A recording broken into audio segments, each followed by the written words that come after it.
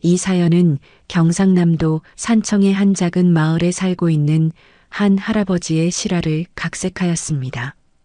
인생이란 참 묘한 것이다. 내가 가장 소중히 여겨야 할 것이 무엇인지 깨닫는 순간 이미 그것은 내 손에서 떠나버린 후였다. 돌이킬 수 없는 과거와 잡히지 않는 미래 사이에서 나는 오늘도 후회라는 무거운 짐을 짊어지고 있었다.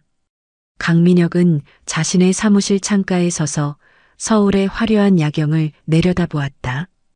이제 65이 된 그는 젊은 시절에는 상상조차 할 수 없었던 부와 명예를 거머쥐었다. 강민혁 그룹이라는 이름은 이제 전국 어디서나 알아볼 정도로 유명해졌고 그의 재산은 이미 1,000억을 훌쩍 넘었다. 하지만 그 화려한 성공 뒤에는 아무도 모르는 그림자가 드리워져 있었다. 회장님, 내일 일정 확인해 드릴까요? 비서의 목소리에 민혁은 생각에서 깨어났다. 그는 고개를 천천히 돌려 비서를 바라보았다. 내일 오전에 제주지점 시찰이 있고 오후에는 서울대 경영학과 특강이 예정되어 있습니다. 그리고 저녁에는 민혁은 비서의 말을 반쯤 듣고 있었다. 그의 생각은 이미 30년 전으로 돌아가 있었다. 그때 그가 다른 선택을 했더라면 지금의 그는 어떤 모습으로 살고 있을까? 돈은 적어도 행복했을까? 회장님? 그래, 알았네. 오늘은 이만 퇴근하게.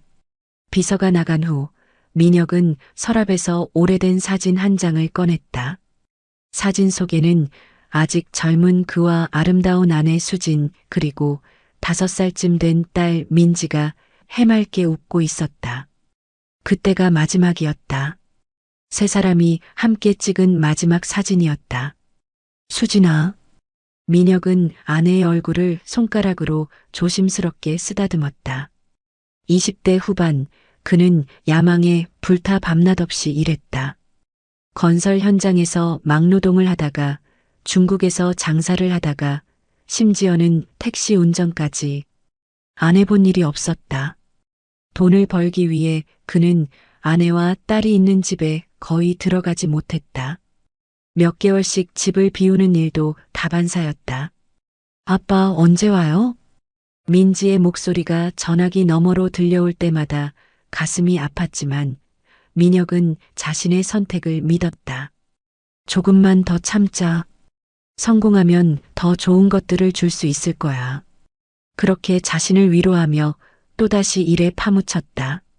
하지만 그의 아내 수지는 더 이상 기다릴 수 없었다. 어느 날 민혁이 몇 달 만에 집에 돌아왔을 때 그곳에는 아무도 없었다. 옷장은 텅 비어 있었고 냉장고에는 차가운 공기만 남아 있었다. 탁자 위에는 수진의 편지 한 장이 놓여 있었다. 민혁아, 미안해. 하지만 더 이상은 못 기다리겠어. 민지에게 아버지가 필요해. 우리에게 당신의 사랑이 필요해. 돈보다 더 중요한 것들이 있다는 걸 언젠가 깨닫길 바랄게. 그날 이후 민혁은 미친 듯이 수진과 민지를 찾아다녔다. 하지만 그들은 흔적도 없이 사라졌다. 수진의 친정도 공통 친구들도 아무도 그들의 행방을 알려주지 않았다. 아니, 어쩌면 정말 몰랐을지도 모른다. 세월은 흘렀고 민혁은 점점 더 사업에 몰두했다. 성공이라는 것은 참으로 아이러니했다. 그가 가장 소중한 사람들을 잃었을 때 오히려 사업은 승승장구했다. 중국과의 무역으로 시작한 작은 사업체는 어느새 대기업으로 성장했고 그는 수많은 사람들이 부러워하는 성공한 사업가가 되었다. 하지만 그의 마음속에는 언제나 텅 빈 구멍이 있었다. 수진과 민지를 찾지 못한 후회와 그리움이 그를 괴롭혔다. 몇 년 전부터는 탐정을 고용하고 뉴스에 광고를 내고 심지어 소셜미디어까지 활용하며 그들을 찾기 위해 모든 방법을 동원했다. 하지만 아무런 소식도 들려오지 않았다. 뉴스를 본다면 날 모를 리가 없을 텐데. 민혁은 중얼거렸다. 그의 얼굴은 이제 TV와 신문에 자주 등장했다. 특히 최근에는 소외된 이웃을 위한 대규모 기부로 화제가 되기도 했다. 그 모든 것이 수진과 민지에게 메시지를 보내기 위함이었다. 나 여기 있어. 찾아와줘. 하지만 응답은 없었다. 다음 날 민혁은 제주지점 시차를 마치고 호텔 방으로 돌아왔다. 창밖으로 보이는 바다는 푸르게 빛났지만 그의 마음은 여전히 흐렸다. 특강은 비서에게 부탁해 취소했다. 오늘따라 가슴이 답답했다. 수진의 생일이었다. 매년 이날이면 민혁은 혼자 케이크를 사서 촛불을 켜고 수진의 이름을 불렀다. 아무도 없는 자리에서 수진아, 잘 지내고 있나? 민혁은 창가에 서서 바다를 바라보며 중얼거렸다. 수진은 바다를 좋아했다. 신혼여행으로 제주도에 왔을 때 수진은 아이처럼 기뻐하며 모래사장을 뛰어다녔다. 그때 민혁은 수진에게 반지를 선물했다. 특별할 것 없는 은반지였지만 그 안에는 둘의 이니셜과 결혼 날짜가 새겨져 있었다. 수진은 그 반지를 받고 얼마나 기뻐했던가. 회장님, 긴급한 전화가 왔습니다. 문 밖에서 비서의 목소리가 들렸다. 민혁은 한숨을 내쉬었다. 세상의 모든 일이 그에겐 긴급하게 느껴졌다. 사업이 커질수록 그의 시간은 더욱 쪼개졌고 마음의 여유는 점점 사라져갔다. 내일 서울로 돌아가기 전에 잠시 들를 곳이 있네. 차를 준비해주게. 다음 날 아침 민혁은 서울로 돌아가는 길에 한적한 해안도로를 달렸다. 제주의 푸른 바다와 하늘은 여전히 아름다웠다. 문득 그는 운전기사에게 말했다. 잠시 차를 세워주게. 민혁은 차에서 내려 바다를 향해 걸었다. 모래사장에는 사람이 거의 없었다. 그는 주머니에서 작은 상자를 꺼냈다. 그 안에는 수진의 것과 쌍을 이루는 반지가 들어 있었다.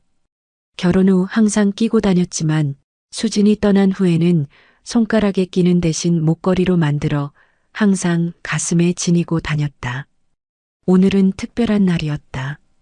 수진의 생일을 맞아 다시 한번 그 반지를 손가락에 끼워보기로 했다.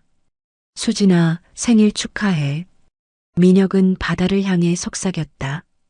반지는 여전히 그의 손가락에 맞았다. 세월이 흘러도 변하지 않는 것이 있다는 사실이 그를 위로했다. 서울로 돌아온 민혁은 사무실에서 다음 사업 계획을 검토하고 있었다. 최근 그는 지방 중소도시에 대한 투자를 늘리고 있었다. 대도시는 이미 포화 상태였고 그는 새로운 기회를 찾고 있었다. 회장님, 다음 주 경상남도 산청 출장 일정을 확정해도 될까요? 비서의 질문에 민혁은 고개를 끄덕였다. 산청은 그가 태어난 고향이었다. 어린 시절의 추억이 서린 곳이었지만 부모님이 돌아가신 후로는 거의 찾지 않았다. 이번 출장은 고향의 대형 쇼핑몰을 건설하는 프로젝트를 위한 것이었다. 그래, 일정을 잡아주게. 한 주가 지나고 민혁은 산청으로 향했다. 차창 밖으로 보이는 풍경은 그가 기억하는 것보다 많이 변해 있었다. 예전에 뛰어놀던 들판은 이제 아파트 단지가 되어 있었고 시내는 더욱 번화해져 있었다. 하지만 여전히 시골 특유의 여유로움은 남아 있었다. 여기서 잠시 내리겠네. 민혁은 운전기사에게 말했다. 차가 멈춘 곳은 그의 초등학교 앞이었다. 학교는 여전히 그 자리에 있었지만 건물은 새롭게 지어져 있었다. 민혁은 교문 앞에 서서 잠시 과거를 회상했다. 이곳에서 그는 처음으로 꿈을 키웠다. 가난한 시골 소년이었지만 언젠가는 성공해서 부모님께 큰 집을 사드리겠다는 꿈. 그 꿈은 이루었는데 민혁은 쓴웃음을 지었다. 부모님은 그가 성공하기 전에 돌아가셨고 그가 가장 사랑했던 가족은 그의 곁을 떠났다. 성공이라는 것이 과연 무엇인지 그는 이제야 의문을 품게 되었다. 예정된 미팅을 마친 후 민혁은 숙소로 돌아가는 길에 갑자기 배가 고파졌다. 점심을 제대로 먹지 못했던 것이 생각났다. 그는 운전기사에게 근처 식당을 찾아보라고 지시했다. 회장님, 이 근처엔 큰 식당이 없고 소규모 포장마차들이 있는 것 같습니다. 괜찮네. 아무 곳이나 들르지.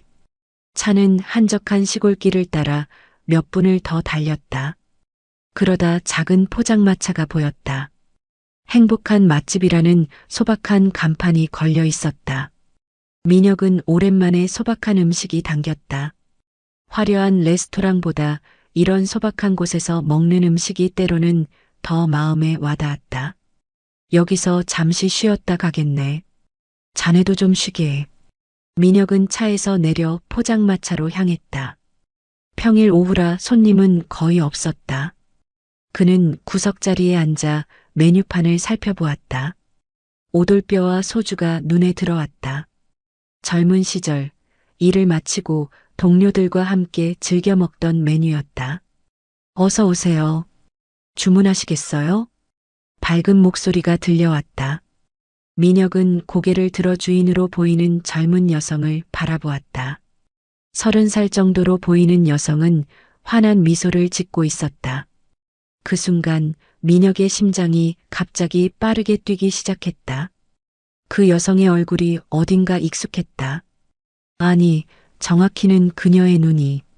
그 눈은 수진의 눈과 닮아 있었다. 오돌뼈에 소주 한 병 주시겠어요? 민혁은 가까스로 말을 이었다. 여성은 밝게 웃으며 고개를 끄덕였다. 그녀가 주문을 적기 위해 손을 뻗었을 때 민혁은 그녀의 손에 끼워진 반지를 보았다. 그 순간 그의 온몸이 얼어붙었다. 그 반지, 분명 그 반지였다. 민혁은 자신의 눈을 의심했다. 30년 전 제주도 해변에서 수진에게 선물했던 그 은반지. 특별할 것 없는 디자인이었지만 안쪽에 새겨진 이니셜과 날짜는 세상에서 단 하나뿐인 것이었다. 그런 반지가 지금 이 여성의 손에 끼워져 있었다. 민혁의 손이 저절로 떨려왔다. 그는 자신도 모르게 오른손을 테이블 위에 올려놓았다. 그의 손가락에는 수진의 것과 쌍을 이루는 반지가 끼워져 있었다. 여성이 소주와 안주를 가지고 돌아왔을 때 민혁은 의도적으로 반지가 잘 보이도록 손을 움직였다. 여기 오돌뼈와 소주 한 병 나왔습니다.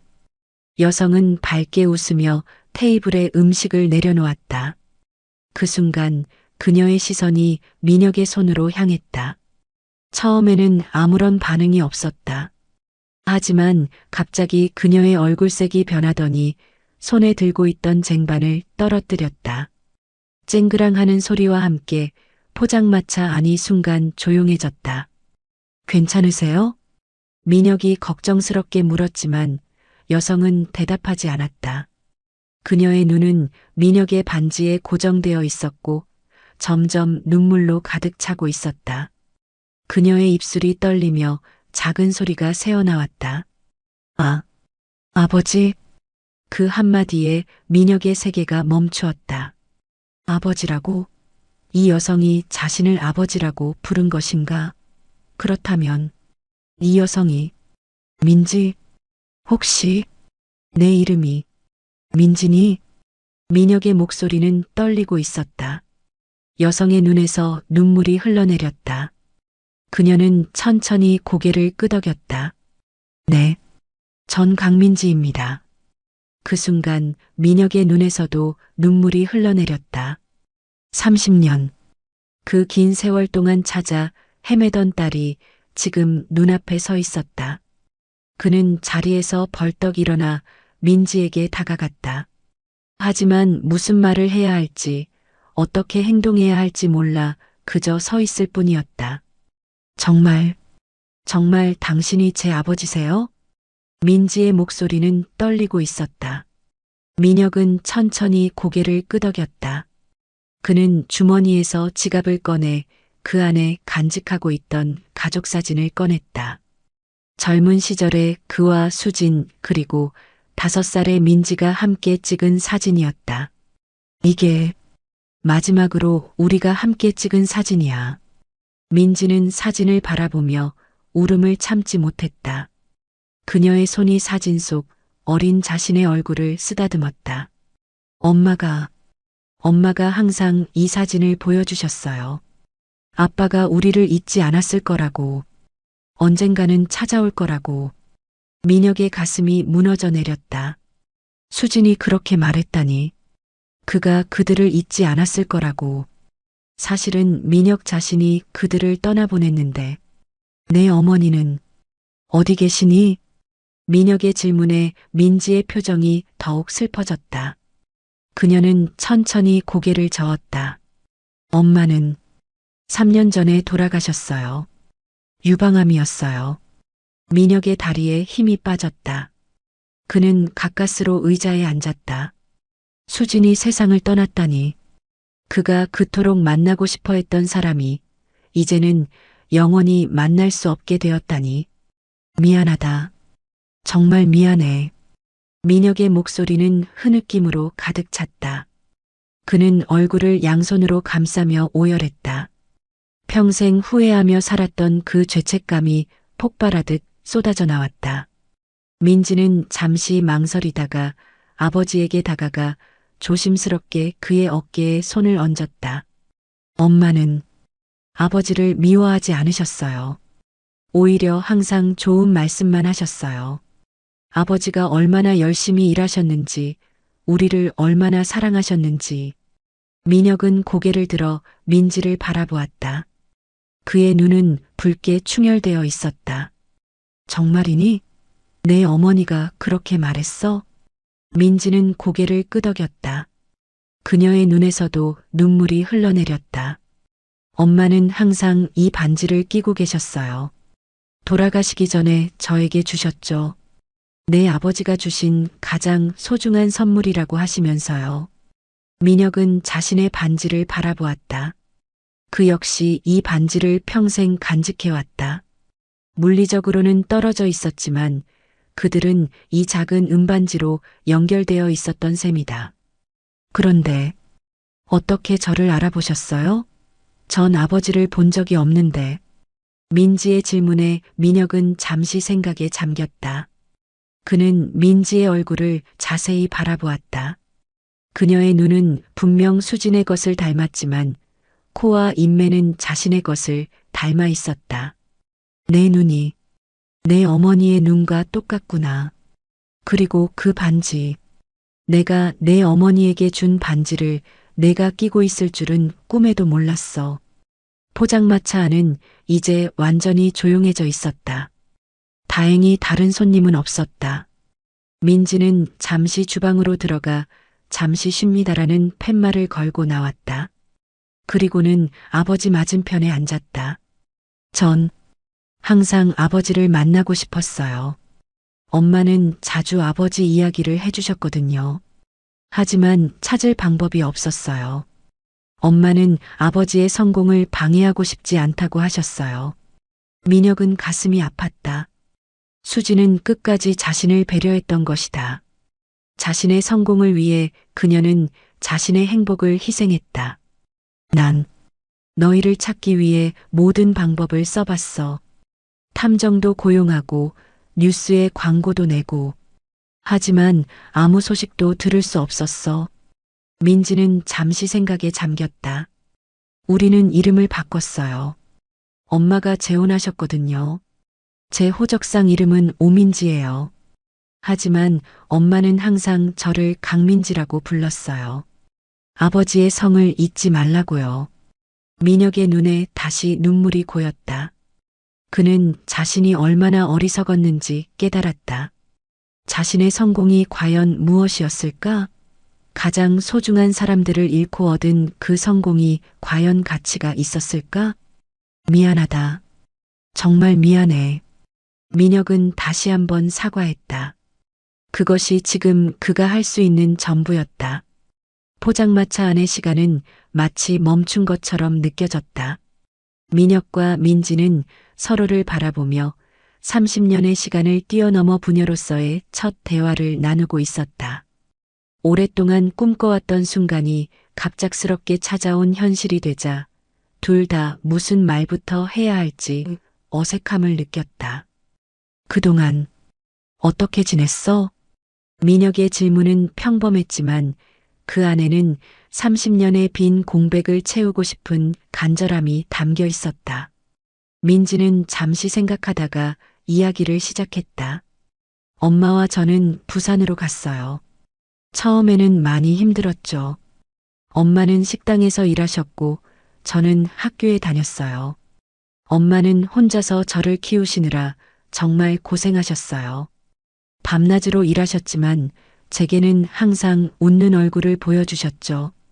민혁은 이야기를 들으며 가슴이 아팠다. 자신이 없는 동안 수진이 얼마나 힘들게 살았을지 생각하니 미안함이 밀려왔다. 너는 결혼은 했어? 아니요, 아직이요. 사업에 집중하다 보니 시간이 없었어요. 사업? 민혁은 호기심을 느꼈다. 민지는 쑥스러운 듯 웃으며 포장마차를 둘러보았다. 이것도 사업이라면 사업이죠. 작지만 제가 직접 운영하고 있어요. 원래는 부산에서 시작했는데 이 지역의 관광객이 늘면서 분점을 내게 됐어요. 지금은 여기가 본점이 되었지만요. 민혁은 놀라움을 감추지 못했다. 그의 딸이 사업가의 기질을 물려받았다는 사실이 자랑스러웠다. 내가 이런 일을 하고 있을 줄은 몰랐구나. 혹시 사업 확장 계획은 없어? 민지는 잠시 생각에 잠겼다가 대답했다. 사실 더 큰 식당을 열고 싶다는 꿈이 있어요. 프랜차이즈로 키워보고 싶기도 하고요. 하지만 자금이 부족해서 민혁은 즉시 도움을 주고 싶은 마음이 들었다. 하지만 방금 만난 딸에게 갑자기 돈 이야기를 꺼내는 것은 적절하지 않다고 판단했다. 천천히 서두르지 않고 관계를 쌓아가야 했다. 내 어머니는 마지막까지 행복했어?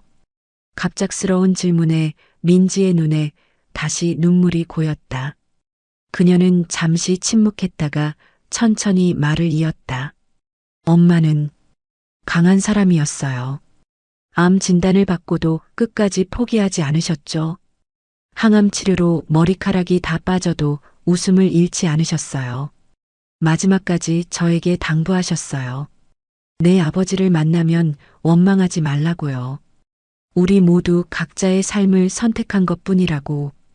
민혁은 수진의 말에 가슴이 미어졌다. 자신이 선택한 삶은 부와 명예였지만 그것이 과연 옳은 선택이었는지 이제는 의문이 들었다. 내 어머니는 마지막에 뭐라고 하셨어? 민지는 잠시 눈을 감았다. 그날의 기억이 선명하게 떠올랐다. 엄마는 제 손을 잡으시고 이렇게 말씀하셨어요. 민지야, 살면서 가장 후회되는 건 내 아버지를 믿고 더 기다리지 않았던 거야. 모두가 각자의 꿈을 좇느라 너무 서둘렀던 것 같아. 내가 아버지를 만나면 내 마음을 전해줘. 끝까지 사랑했다고. 민혁은 더 이상 감정을 억누르지 못하고 소리내어 울기 시작했다. 그는 자신의 어리석음이 얼마나 큰 대가를 치르게 했는지 처절하게 깨달았다. 수지는 마지막까지 자신을 사랑했다는데 그는 그 사랑을 받을 자격이 있었을까? 아버지. 민지가 조심스럽게 불렀다. 그녀는 테이블 위에 놓인 아버지의 손을 잡았다. 그 순간 민혁은 딸의 따뜻한 손길에서 수진의 온기를 느꼈다. 내 어머니의 묘소가 어디 있어? 가보고 싶구나. 민지는 고개를 끄덕였다. 부산 영락공원에 모셨어요. 내일 함께 가실래요? 민혁은 주저없이 고개를 끄덕였다. 오랜 시간이 지났지만 그는 이제라도 수진에게 사과하고 싶었다. 아버지, 오늘 밤은 어디서 묵으실 거예요? 호텔을 예약해 놓았어. 내일 아침 일찍 서울로 돌아갈 예정이었는데 이제 계획이 바뀌었네.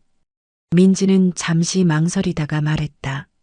괜찮으시다면 제 집에 묵으실래요? 크진 않지만 게스트룸이 있어요. 민혁은 감동을 받았다. 방금 만난 아버지를 집으로 초대하는 딸의 마음이 고마웠다. 그러면 고맙겠다. 포장마차의 문을 닫고 민지는 아버지를 자신의 집으로 안내했다. 그녀의 집은 포장마차에서 걸어서 5분 거리에 있는 작은 단독주택이었다. 소박하지만 정갈하게 꾸며진 집이었다. 엄마의 유품들이 이곳에 있어요. 보고 싶으신 것들이 있으실 거예요. 민지는 작은 방으로 민혁을 안내했다. 그곳에는 수진의 사진과 몇 가지 소지품들이 정성스럽게 보관되어 있었다. 민혁은 벽에 걸린 수진의 사진을 바라보았다. 나이가 들었지만 여전히 아름다운 수진의 모습이 그를 바라보고 있었다. 이 사진은 엄마의 60번째 생일 때 찍은 거예요. 그때만 해도 건강하셨는데 그 직후에 진단을 받았어요. 민혁은 사진 속 수진을 바라보며 미소 지었다. 그녀의 눈에는 여전히 자신이 사랑했던 그 빛이 남아 있었다. 내 어머니는 항상 아름다웠어. 민지는 서랍을 열어 작은 상자를 꺼냈다. 이건 엄마가 저에게 남기신 거예요. 아버지를 위한 것도 있어요. 상자 안에는 여러 편지들과 사진들이 있었다. 그 중에는 민혁에게라고 쓰여진 봉투가 있었다. 민혁은 떨리는 손으로 그 봉투를 집어들었다. 이건 엄마가 돌아가시기 전에 쓰신 편지예요. 언젠가 아버지를 만나면 전해달라고 하셨어요. 민혁은 봉투를 바라보았다. 수진의 마지막 메시지가 담겨 있는 이 편지를 열어볼 용기가 아직은 나지 않았다. 나중에 천천히 읽어볼게. 민지는 이해한다는 듯 고개를 끄덕였다. 그녀는 아버지에게 게스트룸을 안내했다. 편히 쉬세요, 아버지. 내일 아침에 부산으로 가기 전에 제가 아침을 준비할게요. 민혁은 딸에게 고마움을 표했다. 방에 혼자 남겨진 그는 침대에 앉아 수진의 편지를 바라보았다. 마침내 용기를 내어 봉투를 열었다. 민혁의 손이 편지를 펼치는 순간 수진의 필체가 그의 눈에 들어왔다. 30년이 지났지만 그 글씨체는 여전히 선명했다. 민혁은 깊은 숨을 들이마시고 편지를 읽기 시작했다. 사랑하는 민혁에게 이 편지가 당신 손에 들어갔다면 우리 민지가 당신을 만난 것이겠지요. 그리고 저는 이미 이 세상 사람이 아닐 거예요. 먼저 사과하고 싶습니다. 당신을 찾지 않은 것, 민지와 함께 떠난 것, 그리고 기다려주지 못한 것에 대해서요. 당신이 얼마나 열심히 살았는지 알고 있어요. 뉴스와 신문을 통해 당신의 성공 소식을 들을 때마다 자랑스러웠습니다. 우리가 함께였다면 좋았을까 하는 생각도 물론 했지만 각자의 길을 선택한 것에 후회는 없어요. 당신은 당신의 꿈을 이루었고 저는 민지를 훌륭하게 키웠으니까요. 민지는 정말 당신을 닮았어요. 끈기 있고 똑똑하고 야망이 있죠. 하지만 따뜻한 마음은 제가 물려주었다고 자부합니다. 당신을 미워하라고 한 적은 단 한 번도 없어요. 오히려 아버지에 대한 자랑스러운 이야기들을 들려주며 키웠습니다. 살면서 단 하나 후회되는 것이 있다면 조금 더 기다리지 못한 것이에요. 서로의 꿈을 위해 잠시 떨어져 있는 것이 영원한 이별이 될 줄은 몰랐으니까요. 하지만 이제 와서 생각해보면 그때의 선택이 우리 모두에게 최선이었을지도 모르겠어요. 민혁, 당신을 만나면 민지에게 잘해주세요. 그 아이는 당신을 정말 많이 그리워했어요. 아버지의 사랑을 받지 못하고 자란 것이 얼마나 아픈 일인지 당신은 잘 알잖아요. 민지에게 그 상처를 치유해 줄 수 있는 사람은 당신뿐이에요. 마지막으로 당신에게 반지를 돌려주고 싶었어요. 하지만 민지에게 주기로 했습니다. 그 아이가 당신을 찾을 수 있는 유일한 단서가 될 수도 있으니까요. 그리고 그 반지는 우리의 약속이자 사랑의 증표였으니 우리 딸이 간직하는 것이 가장 의미 있을 것 같았어요. 이제 정말 작별 인사를 해야겠네요. 당신의 손길이 그립습니다. 행복하게 살아요, 민혁. 우리 딸과 함께 영원히 당신을 사랑하는 수진올림. 편지를 다 읽은 민혁의 얼굴에는 눈물이 흘러내리고 있었다. 그는 편지를 가슴에 안고 오랫동안 울었다. 수진의 마지막 말에서 그녀의 목소리가 들리는 것 같았다. 그녀는 끝까지 그를 미워하지 않았다. 오히려 사랑했다. 그 생각이 민혁의 가슴을 더욱 아프게 했다. 다음 날 아침 민지는 약속대로 아침 식사를 준비했다. 테이블에는 간단한 한식이 차려져 있었다. 잘 주무셨어요, 아버지? 민혁은 고개를 끄덕였다. 밤새 거의 잠을 이루지 못했지만 그것을 말할 필요는 없었다. 내 어머니의 편지. 어젯밤에 읽었어. 민지는 아버지의 붉은 눈을 보며 이해한다는 듯 미소 지었다. 엄마는 항상 아버지를 기다리고 있었어요. 제가 대학에 들어갔을 때 엄마는 처음으로 아버지를 찾아보자고 제안하셨죠. 하지만 그때 양아버지가 크게 아프셔서 미뤄두었고 그러다 엄마마저 아프게 되었어요. 민혁은 고개를 숙였다. 그들이 그를 찾으려 했다는 사실이 더욱 가슴 아팠다. 오늘 부산에 가보자. 내 어머니에게 인사드려야겠어. 아침 식사를 마친 후 민혁은 운전기사에게 전화를 걸어 일정 변경을 알렸다. 그리고 민지의 차를 타고 부산으로 향했다. 차 안에서 두 사람은 서로의 삶에 대해 더 많은 이야기를 나눴다. 민혁은 자신의 사업이 어떻게 성장했는지, 어떤 어려움을 겪었는지 들려주었다. 민지는 자신의 학창 시절과 포장마차를 시작하게 된 계기에 대해 이야기했다. 사실 처음에는 요리사가 되고 싶었어요. 호텔 조리학과를 졸업하고 호텔에서 일했죠. 하지만 엄마가 아프시게 되면서 퇴사했고 엄마를 돌보면서 할 수 있는 일을 찾다가 작은 포장마차를 시작하게 됐어요. 민혁은 딸의 이야기를 들으며 그녀의 강인함에 감동했다. 민지는 어려운 상황에서도 꿋꿋하게 자신의 길을 개척해왔다. 내가 정말 자랑스럽구나, 민지야. 민혁의 말에 민지는 쑥스러운 듯 웃었다. 아버지의 DNA를 물려받았나 봐요. 엄마는 항상 제가 아버지를 닮았다고 하셨거든요. 오후가 되어 그들은 부산 영락공원에 도착했다. 민지의 안내로 수진의 묘소를 찾았다. 민혁은 묘비 앞에 서서 오랫동안 말없이 수진의 사진을 바라보았다. 사진 속 수진은 여전히 그가 기억하는 그 미소를 짓고 있었다. 수진아. 민혁은 준비해온 꽃다발을 내려놓으며 속삭였다. 그는 무릎을 꿇고 묘비를 쓰다듬었다. 미안해. 정말 미안해. 민지는 아버지에게 조용히 시간을 주기 위해 잠시 자리를 비웠다. 민혁은 수진에게 하고 싶었던 말들을 모두 털어놓았다. 후회와 사랑, 그리고 감사의 마음을. 우리 딸이 정말 훌륭하구나. 내가 잘 키워줬어. 고마워, 수진아. 이제 내가 민지를 잘 돌볼게. 늦었지만 약속할게.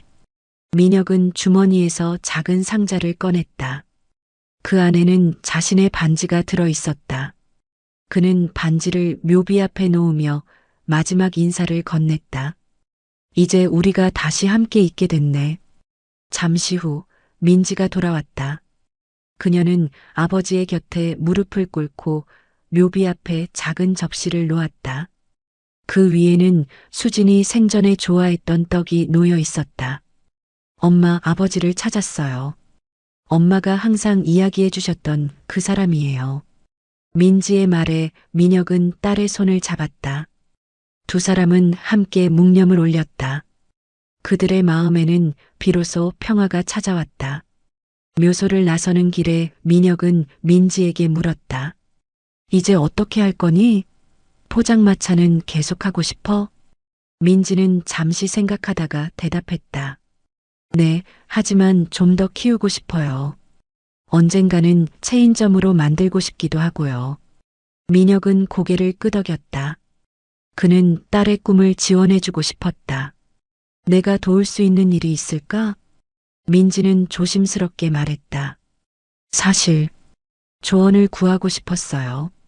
사업 확장에 대한 계획은 있는데 경험이 부족해서 어떻게 시작해야 할지 모르겠어요. 민혁의 눈이 반짝였다. 이것이 바로 그가 딸에게 줄 수 있는 것이었다. 부가 아닌 자신의 경험과 지혜를. 물론이지. 함께 계획을 세워보자. 내가 가진 경험을 모두 나눠줄게. 부산에서의 일정을 마친 후 두 사람은 다시 산청으로 돌아왔다. 민혁은 서울로 돌아가야 했지만 그 전에 민지와 더 많은 시간을 보내고 싶었다. 이번 주말에 서울에 올라올 수 있겠니? 내 집을 보여주고 싶어. 민지는 잠시 생각하다가 고개를 끄덕였다. 네, 주말에는 포장마차를 쉬니까 가능할 것 같아요. 민혁은 미소 지었다. 이제 그는 딸과 함께할 미래를 그려볼 수 있었다. 너무 늦었다고 생각했던 것들이 다시 시작될 수 있다는 희망이 생겼다. 서울로 돌아온 민혁은 오랜만에 활력을 느꼈다. 사무실에 들어서자 비서가 놀란 표정으로 그를 맞이했다. 회장님, 어제 연락이 안 돼서 걱정했습니다. 괜찮으셨습니까? 민혁은 미소를 지었다. 그의 표정이 전과 달라 보였는지 비서는 잠시 당황한 기색을 보였다. 미안하게 됐네.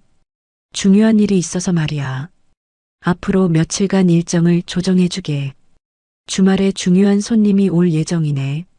네, 주말 손님이라면 내 딸이야. 드디어 찾았어. 비서는 놀란 눈으로 민혁을 바라보았다. 모든 직원들은 회장이 오랫동안 잃어버린 가족을 찾기 위해 노력해왔다는 사실을 알고 있었다. 정말 축하드립니다, 회장님. 민혁은 고개를 끄덕이며 자신의 사무실로 들어갔다. 그는 창가에 서서 서울의 전경을 바라보았다. 이 모든 성공이 과연 무엇이었을까? 지금에서야 그는 진정한 가치가 무엇인지 깨닫고 있었다. 그는 책상 위에 놓인 전화기를 들어 부동산 중개인에게 연락했다. 딸을 위한 선물을 준비하고 싶었다. 한강변 근처에 좋은 상가 건물이 있는지 알아봐주게. 레스토랑을 열기에 적합한 곳으로 말이야. 주말이 되자 민혁은 평소보다 일찍 일어나 집안을 정리했다. 그의 펜트하우스는 넓고 호화로웠지만 언제나 적막하게 느껴졌다. 오늘은 그 공간에 새로운 생명이 불어넣어질 것이라는 생각에 설레었다. 오후가 되어 민지가 도착했다. 그녀는 아버지의 집 앞에 서서 잠시 망설이는 듯했다. 고급 아파트의 위압감이 그녀를 주춤하게 했다. 어서 와, 민지야. 민혁이 반갑게 맞이하자 민지는 쑥스러운 듯 웃었다. 와, 정말 멋진 집이네요. 민혁은 딸을 안으로 안내했다. 넓은 거실과 한강이 내려다 보이는 전망에 민지는 감탄했다. 아버지께서 이렇게 대단한 분이셨다니 아직도 믿기지 않아요. 민혁은 쓴웃음을 지었다. 대단한 건 아니야. 그저 운이 좋았을 뿐이지. 민지는 거실벽에 걸린 사진들을 바라보았다. 민혁의 사업 여정을 담은 사진들이었다. 첫 회사 설립, 해외 진출, 대통령 표창. 그녀의 아버지는 정말 성공한 사람이었다. 엄마가 알았다면 자랑스러워 하셨을 거예요. 아버지를 항상 믿으셨거든요. 민혁의 눈에 눈물이 고였다. 그는 말없이 고개를 끄덕였다. 저녁 식사 준비해놨어. 괜찮겠니? 네, 물론이죠. 두 사람은 함께 식탁에 앉았다. 민혁은 직접 준비한 음식들을 내왔다. 소박하지만 정성이 담긴 요리들이었다. 아버지께서 직접 요리하셨어요? 응, 요즘은 혼자 살다 보니 어쩔 수 없이 배우게 됐어. 물론 내 솜씨에는 못 미치겠지만. 민지는 미소 지었다. 그녀는 조심스럽게 음식을 맛보았다. 맛있네요. 생각보다 솜씨가 좋으세요. 식사를 하며 두 사람은 더 많은 이야기를 나눴다. 민혁은 자신의 회사에 대해 그리고 앞으로의 계획에 대해 이야기했다. 민지는 자신의 포장마차와 확장 계획에 대해 말했다. 사실 민지야, 내게 보여주고 싶은 것이 있어.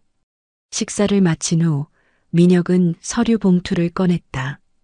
그 안에는 한강변에 위치한 상가 건물의 사진과 도면이 들어 있었다. 이게 뭐예요? 내가 꿈꾸던 레스토랑을 위한 공간이야. 물론 내가 원한다면 말이지. 민지는 놀란 눈으로 사진을 바라보았다. 그곳은 그녀가 상상했던 것보다 훨씬 더 멋진 곳이었다. 아버지, 이건 서두르지 않아도 돼. 천천히 생각해보고 결정해. 그리고 이건 선물이 아니라 투자라고 생각해. 나는 내 사업 능력을 믿어. 민지는 감동해서 말을 잇지 못했다. 그녀는 아버지의 손을 꼭 잡았다.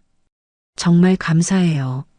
하지만 저는 아버지의 도움 없이도 해낼 수 있다는 걸 보여드리고 싶어요.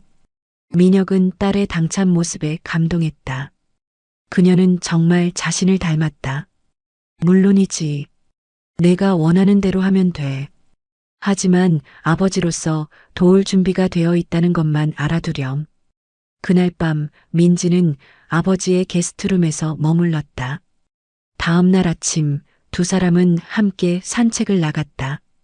한강변을 걸으며 그들은 앞으로의 계획에 대해 이야기했다. 민지야, 이제 어떻게 지낼 생각이니? 서울로 올라올 생각은 없어? 민지는 잠시 생각에 잠겼다. 아직은 산청이 좋아요. 엄마의 추억이 있는 부산도 가끔 가고요. 하지만 사업을 확장하게 된다면 서울도 고려해 볼 수 있을 것 같아요. 민혁은 고개를 끄덕였다. 그는 딸의 결정을 존중했다. 그래, 내가 편한 대로 하렴.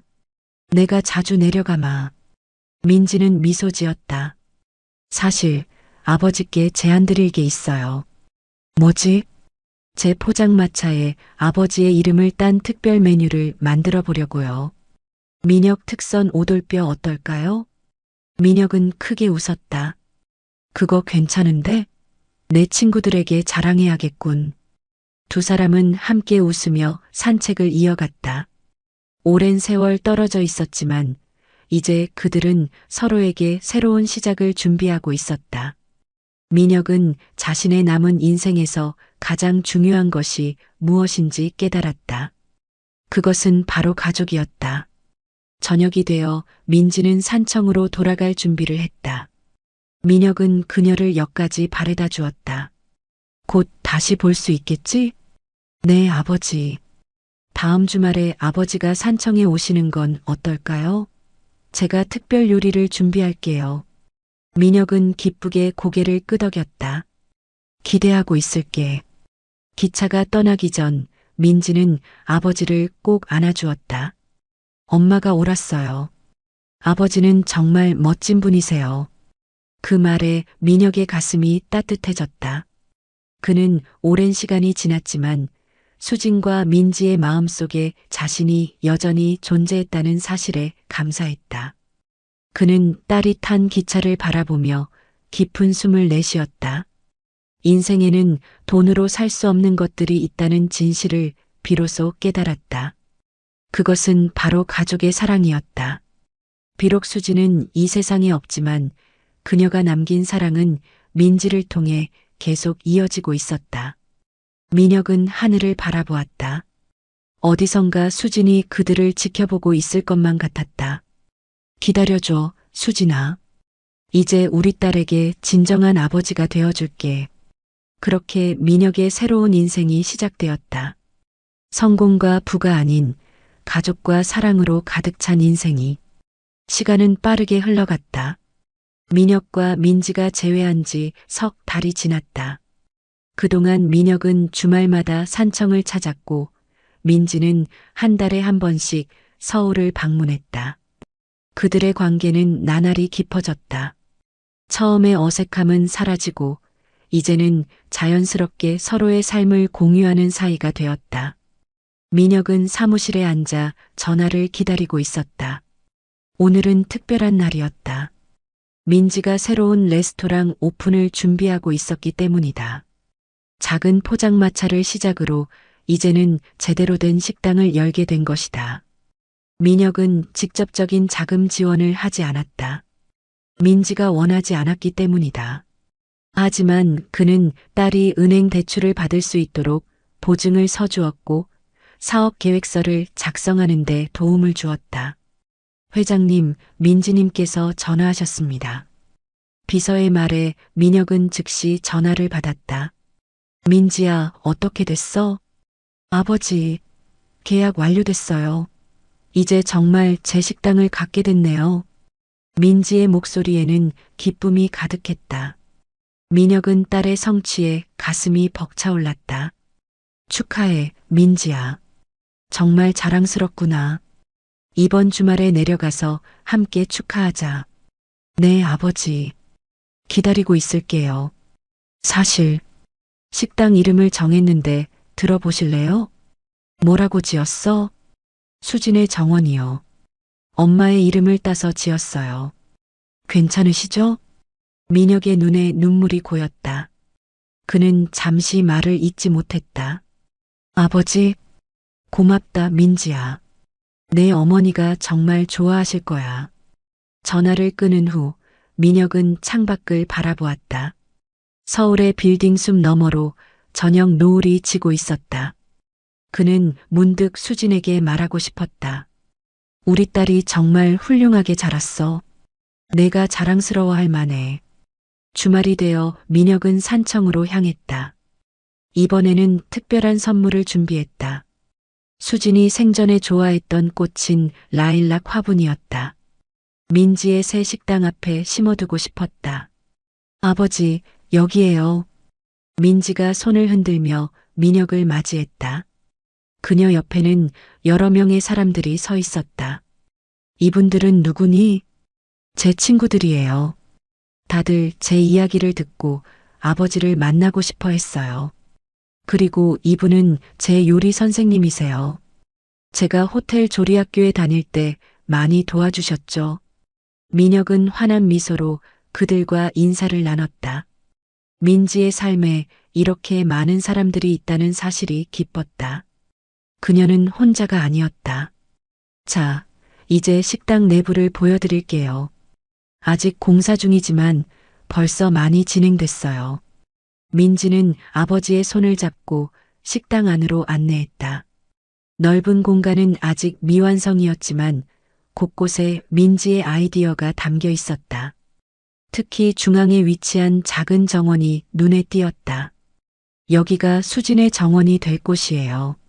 실내에 작은 정원을 만들어서 엄마가 좋아하셨던 꽃들을 심을 거예요. 민혁은 감동했다. 그는 가져온 라일락 화분을 내밀었다. 이건 내 어머니가 가장 좋아했던 꽃이야. 여기에 심으면 어떨까? 민지의 눈이 반짝였다. 정말요? 엄마가 이 꽃을 좋아하셨다니 더 의미가 있겠네요. 두 사람은 함께 라일락을 정원 한가운데에 심었다. 작은 의식 같았지만 그들의 마음에는 큰 의미가 있었다. 아버지, 이제 오픈까지 한 달 정도 남았어요. 첫날은 꼭 와주실 거죠? 당연하지. 어떤 일이 있어도 올게. 저녁이 되자 민지는 특별히 준비한 요리를 아버지에게 대접했다. 공사 중인 식당에서 간이로 차린 식탁이었지만 그 어느 고급 레스토랑보다 특별하게 느껴졌다. 이건 내가 새 메뉴로 개발 중인 요리예요. 엄마의 비법을 응용했죠. 민혁은 음식을 맛보며 감탄했다. 정말 맛있구나. 내 어머니의 손맛이 느껴져. 식사를 마친 후 두 사람은 식당 앞 작은 의자에 앉아 별을 바라보았다. 가을밤의 공기는 선선했고 하늘에는 무수한 별들이 빛나고 있었다. 아버지, 가끔 생각해요. 만약 우리가 30년 전에 헤어지지 않았다면 어땠을까? 하고요. 민혁은 깊은 숨을 내쉬었다. 나도 자주 그런 생각을 해. 하지만 이제는 후회해도 소용없다는 걸 알아. 중요한 건 지금부터야. 비록 늦었지만 우리는 다시 시작할 수 있어. 민지는 고개를 끄덕였다. 엄마가 늘 말씀하셨어요. 민지야, 과거에 집착하지 말고 항상 앞을 바라봐라. 삶은 계속되니까. 저는 그 말씀을 항상 마음에 새기며 살았어요. 민혁은 딸을 바라보며 미소 지었다. 내 어머니는 정말 현명한 사람이었어. 나보다 훨씬 더. 하지만 엄마는 아버지를 정말 사랑하셨어요. 끝까지요. 민혁은 눈물을 참으며 고개를 끄덕였다. 나도 내 어머니를 끝까지 사랑했어. 지금도 마찬가지고. 그날 밤 민혁은 민지의 집에서 묵었다. 잠들기 전 그는 수진의 사진을 바라보며 속삭였다. 수진아, 우리 딸이 정말 훌륭하게 자랐어. 내가 없는 세상에서 이렇게 강하게 살아내다니. 정말 대단해. 이제 내가 민지를 잘 돌볼게. 약속할게. 한 달 후 수진의 정원 오픈 날이 왔다. 민혁은 일찍 서울을 출발해 산청에 도착했다. 식당 앞에는 이미 많은 사람들이 모여 있었다. 지역 주민들과 민지의 친구들, 그리고 몇몇 언론인들까지. 아버지, 오셨군요. 민지가 반갑게 아버지를 맞이했다. 그녀는 요리사 복장을 하고 있었는데 그 모습이 더없이 자랑스러워 보였다. 와, 이렇게 많은 사람들이 왔구나. 네, 생각보다 관심이 많아요. 지역 신문에도 소개되었거든요. 민혁은 자랑스러운 마음으로 딸을 바라보았다. 그녀는 자신의 꿈을 이루기 위해 열심히 노력해왔고 이제 그 결실을 맺게 되었다. 다들 주목해 주세요. 민지가 사람들 앞에 서서 말했다. 오늘 수진의 정원을 오픈하게 되어 정말 기쁩니다. 이 식당은 제 어머니의 이름을 따서 지었어요. 어머니는 제게 요리의 즐거움을 알려주셨고 항상 꿈을 포기하지 말라고 격려해 주셨죠. 그리고 민지는 잠시 말을 멈추고 민혁을 바라보았다. 그리고 이 모든 것이 가능했던 것은 제 아버지 덕분이에요. 오랜 시간 헤어져 있었지만 우리는 다시 만났고 아버지는 제게 용기와 지혜를 주셨어요. 아버지, 이리 와주세요. 민혁은 놀란 표정으로 민지 옆으로 나갔다. 그는 이런 공개적인 자리에 나서는 것이 익숙하지 않았다. 이 식당은 제 어머니와 아버지, 그리고 우리 가족의 사랑이 담긴 곳입니다. 여러분들께 따뜻한 음식과 마음을 대접하고 싶어요. 함께 축하해 주셔서 감사합니다. 사람들의 박수 소리가 울려 퍼졌다. 민혁은 민지를 자랑스럽게 바라보며 그녀의 어깨를 안았다. 내 어머니가 정말 자랑스러워 하실 거야. 식당 문이 열리고 사람들이 하나둘 들어가기 시작했다. 수진의 정원은 그렇게 새로운 시작을 맞이했다. 민혁은 식당 중앙에 있는 작은 정원을 바라보았다. 라일락은 이제 꽃봉오리를 맺기 시작했다. 마치 수진이 이곳에서 새롭게 피어나는 것처럼 느껴졌다. 1년이 흘렀다. 수진의 정원은 산청에서 가장 인기 있는 식당으로 자리 잡았다. 민지의 따뜻한 요리와 정성 어린 서비스는 입소문을 타고 퍼져나갔고 주말이면 예약 없이는 자리를 잡기 힘들 정도였다.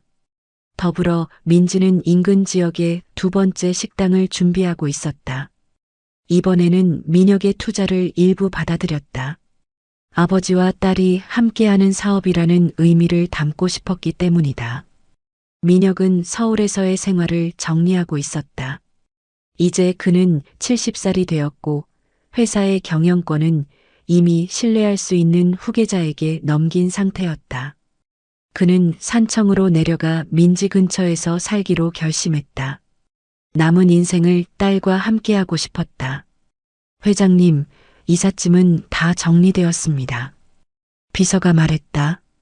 민혁은 창가에 서서 서울의 전경을 마지막으로 바라보았다. 이 도시에서 그는 성공과 부를 얻었지만 정작 가장 소중한 것을 잃었다. 이제는 그 소중한 것의 일부라도 되찾을 시간이었다. 고마워. 자네도 그동안 수고 많았네. 회장님을 모시지 못하게 되어 아쉽습니다만 건강하게 지내시길 바랍니다. 민혁은 미소 지었다. 그는 책상 위에 놓인 액자를 집어들었다. 그 안에는 수진, 민지, 그리고 자신의 사진이 합성되어 있었다. 민지가 만들어준 특별한 선물이었다. 비록 세 사람이 함께한 적은 없었지만 이 사진은 그들이 항상 한 가족이었음을 상기시켜 주었다. 이제 가볼까? 산청에 도착한 민혁은 새로운 집으로 향했다. 민지의 식당에서 걸어서 10분 거리에 있는 아담한 주택이었다. 딸이 매일 들을 수 있을 만큼 가까우면서도 각자의 생활 공간은 존중해주고 싶었다. 아버지, 도착하셨군요. 민지가 현관 앞에서 반갑게 맞이했다. 그녀의 손에는 작은 화분이 들려 있었다. 이건 집들이 선물이에요. 엄마가 좋아하셨던 라일락이에요. 민혁은 감동했다. 그는 화분을 받아들며 딸을 꼭 안아주었다. 고맙다, 민지야. 집 안으로 들어서자 따뜻한 분위기가 그를 맞이했다. 민지가 미리 와서 정리해둔 모양이었다. 벽에는 몇 장의 사진이 걸려 있었다. 수진의 사진, 민지의 어린 시절 사진, 그리고 최근에 찍은 민혁과 민지의 사진들. 마음에 드세요? 제가 좀 꾸며봤어요. 정말 좋구나. 이제 진짜 집 같은 느낌이 드네. 두 사람은 함께 저녁을 먹으며 이야기를 나눴다. 민지는 새 식당 계획에 대해 설명했고 민혁은 서울에서의 마지막 날에 대해 이야기했다. 아버지, 내일 중요한 약속이 있어요. 함께 가주실 수 있으세요? 무슨 약속인데? 내일이 엄마 생신이잖아요. 부산에 다녀오려고요. 민혁은 잠시 생각에 잠겼다가 고개를 끄덕였다. 그래, 함께 가자. 다음 날 두 사람은 부산 영락공원으로 향했다. 민혁은 수진이 좋아했던 들꽃 다발을 준비했고 민지는 작은 케이크를 가져왔다. 수진의 묘소 앞에 선 그들은 잠시 침묵을 지켰다. 수진아, 나왔어. 민혁이 먼저 입을 열었다. 이제 산청으로 내려왔어. 민지 근처에서 살기로 했어. 너무 늦었지만 이제라도 제대로 된 아버지가 되려고 해. 민지는 묘비 앞에 케이크를 놓았다. 엄마, 생신 축하드려요. 이제 아버지랑 저랑 같이 살게 됐어요. 엄마가 항상 바라셨던 대로요. 두 사람은 함께 수진을 위해 노래를 불렀다. 작은 생일 파티였지만 그들의 마음은 따뜻했다. 민지야, 내 어머니에게 들려주고 싶은 노래가 있어. 민혁이 말했다. 그는 주머니에서 작은 종이를 꺼냈다. 이건 내가 수진이를 처음 만났을 때 불러줬던 노래야. 너무 오래되어서 가사가 잘 기억나지 않아 적어왔어. 민혁은 조심스럽게 노래를 부르기 시작했다. 오래된 사랑 노래였지만 그의 목소리에는 여전히 진심이 담겨 있었다. 민지는 아버지의 노래를 들으며 눈물을 흘렸다. 이것이 바로 어머니가 평생 간직했던 사랑이었구나 싶었다. 노래가 끝나고 민혁은 묘비에 손을 얹었다. 수진아, 고마워. 우리 딸을 이렇게 훌륭하게 키워줘서. 그리고 미안해. 더 일찍 돌아오지 못해서. 묘소를 떠나며 민지는 아버지의 팔을 잡았다. 아버지, 저도 이제 다 컸으니까 자책하지 마세요. 엄마도 그걸 원치 않으실 거예요. 민혁은 고개를 끄덕였다. 그래, 알아. 이제는 앞으로만 보려고 해. 부산에서 산청으로 돌아오는 길, 두 사람은 바닷가에 잠시 들렀다. 가을 바다는 고요했고 햇살은 따스했다. 여기가 엄마와 아버지가 신혼여행 왔던 곳인가요? 맞아. 바로 이 해변이야. 내 어머니가 정말 좋아했지. 민지는 모래사장 위를 걸으며 웃었다. 그럼 저도 이곳에서 결혼식을 올려야겠네요. 언젠가 좋은 사람을 만나면요. 민혁은 딸을 바라보며 미소 지었다. 그래, 좋은 생각이야. 내 어머니도 분명 기뻐하실 거야. 산청으로 돌아온 후 민혁은 새로운 일상에 적응해 갔다. 아침마다 산책을 하고 때로는 민지의 식당에 가서 손님들과 이야기를 나누었다. 그는 자신의 경험을 살려 지역 청년들에게 사업 조언을 해주기도 했다. 바쁜 서울 생활과는 다른 여유롭고 평화로운 나날이었다. 어느 겨울 저녁 민혁과 민지는 함께 식당 마감 후 저녁을 먹고 있었다. 아버지, 다음 달에 서울에 올라가실 일 있으세요? 특별히 계획은 없는데 왜? 실은 제가 TV 프로그램에 출연하게 됐어요. 백년 가게라는 프로그램인데 가족 이야기를 담은 식당을 소개하는 거예요. 민혁은 놀란 눈으로 딸을 바라보았다. 정말? 그래서 나도 같이 가자는 거구나? 네, 저희 이야기를 같이 들려주고 싶어서요. 괜찮으세요? 민혁은 잠시 고민했다. 그는 공개적인 자리에 나서는 것을 좋아하지 않았지만 딸을 위해서라면 해볼 만했다. 좋아, 함께 가자. 방송 녹화 당일 서울의 스튜디오는 따뜻한 분위기로 꾸며져 있었다. 민지는 요리사 복장을 하고 민혁은 단정한 정장 차림이었다. 오늘 특별한 손님을 모셨습니다. 수진의 정원의 오너 셰프 강민지 씨와 그의 아버지 강민혁 회장님입니다. MC의 소개에 두 사람은 미소 지으며 입장했다. 인터뷰가 시작되고 그들은 자신들의 이야기를 나누기 시작했다. 30년간의 이별과 우연한 재회, 그리고 새로운 시작에 대한 이야기. 저희 식당의 이름은 제 어머니의 이름을 따서 지었습니다. 어머니는 비록 지금 이 자리에 계시지 않지만 저희 모두의 마음속에 항상 함께하고 계세요. 민지의 말에 스튜디오는 잠시 조용해졌다. 강 회장님, 오랜 세월 후에 딸을 다시 만났을 때 어떤 감정이 드셨나요? 민혁은 깊은 숨을 들이마셨다. 말로 표현하기 어려울 만큼 복잡했습니다. 기쁨, 미안함, 후회. 하지만 무엇보다 감사함이 컸습니다. 제 아내가 우리 딸을 이렇게 훌륭하게 키워주었다는 사실에 감사했고, 늦게나마 딸과 함께할 기회를 얻게 된 것에 감사했습니다.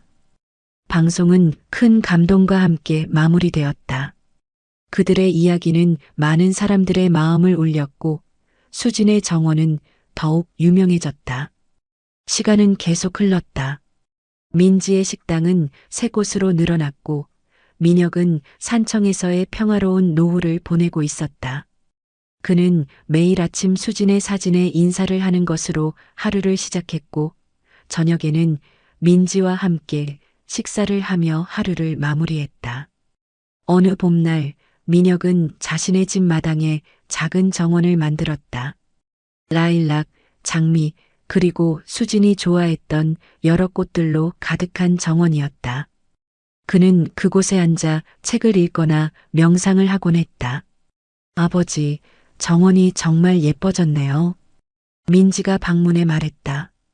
그래, 내 어머니가 항상 정원을 갖고 싶어 했거든. 늦었지만 이제야 만들어줬네. 아버지, 엄마가 정말 행복해 하실 거예요. 우리 모두 다시 함께하게 되어서요. 민혁은 딸의 손을 잡았다. 그들의 눈에는 행복한 눈물이 맺혔다.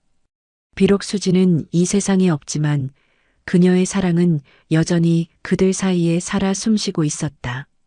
그것이야말로 진정한 가족의 의미였다. 그래, 우리는 항상 함께야. 언제나.